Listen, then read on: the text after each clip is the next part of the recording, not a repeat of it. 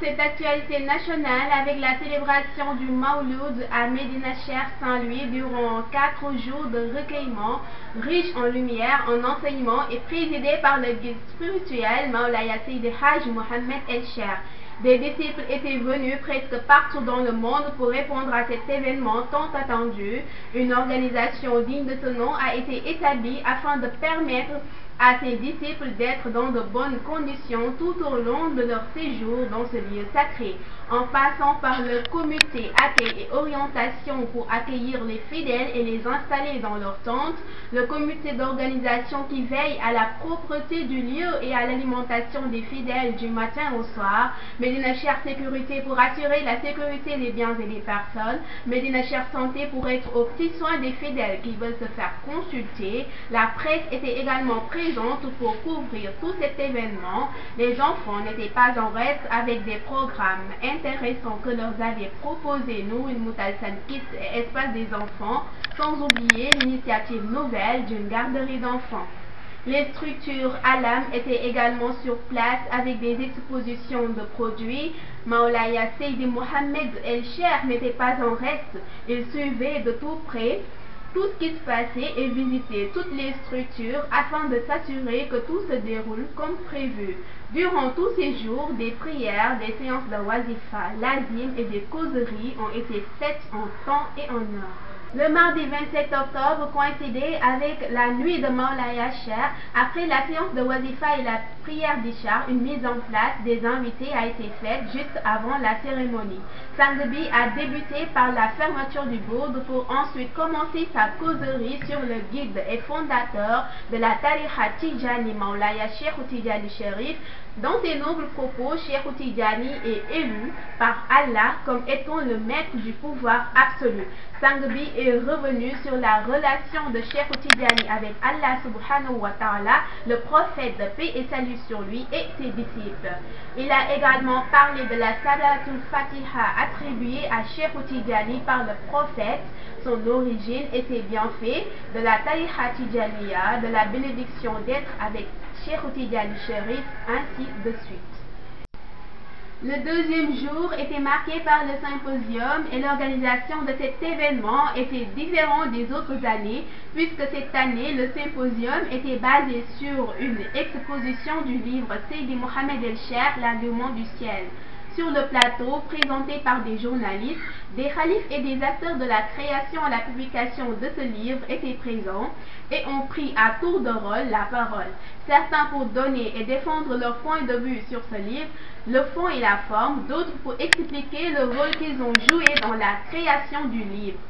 Sangbi était également sur le plateau. Il a élucidé et affirmé que ce livre est mystique.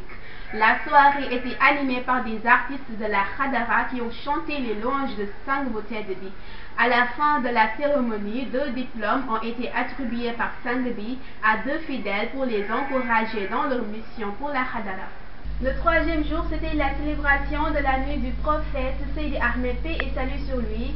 Seydi Mohamed El Cheikh avait tenu une causerie tout au long de la nuit en parlant du prophète, des réalités de sa mission. Il a également fait une révélation sur l'organisation de la Daïratul Ihata. Cette daïra est créée par le prophète Seydi Ahmed, puis il l'a parrainée au prophète de Ayouba. Elle se fait par section extraordinaire lorsque les dossiers sont bloqués dans la Khadratul Ilahiya et a lieu au 4e ciel. Sangbi était également revenu sur les caricatures du prophète Mohammed. Dans ses propos, le prophète est le meilleur des êtres créés et il est l'originalité de la lumière, donc nul ne peut le désigner. Il était également revenu sur les propos de Emmanuel Macron qui disait que l'islam est en crise. Selon Sangbi, c'est lui-même qui est en crise puisqu'il s'est reconfiné 48 heures après avoir prononcé ses propos.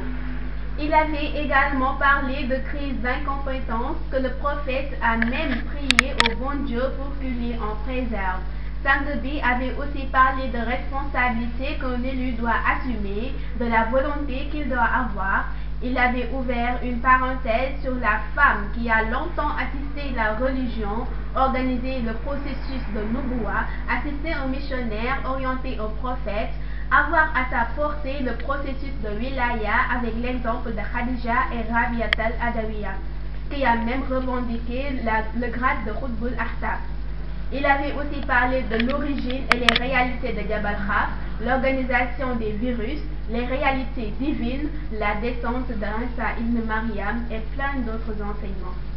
Le lendemain et dernier jour, c'était le Wazifa d'Isbar. Après la prière du vendredi, suivi du Wazifa, Sang bi avait encore fait une causerie sur Mawlaya Cheikh et ses preuves, parmi lesquelles la ligne, le Wazifa, les talibés Cheikh, dont leur âme pénètre les espaces intermédiaires au moment du zikr, lorsque le malade est étalé. Le trône de Cheikh Tidiane est même supérieur au trône du prophète Ayuba, parce que Mawlaya Cheikh est le meilleur dans la Khadra Ilahiya, la Dairatul Ikhata et même à Adaratul Baïda. Sang bi a ensuite donné des recommandations aux Tidjanes de ne pas se baser sur ce que les autres disent et de croire totalement en Dieu, d'adorer totalement le prophète. La troisième partie, de donner tout à Cheikh Tidiane et ne pas se fier aux autres. Ainsi prend fin l'événement du Mawlud qui a été riche en enseignements, en révélations que seul l'imam al-Mahdi peut donner en ces périodes de fin des temps.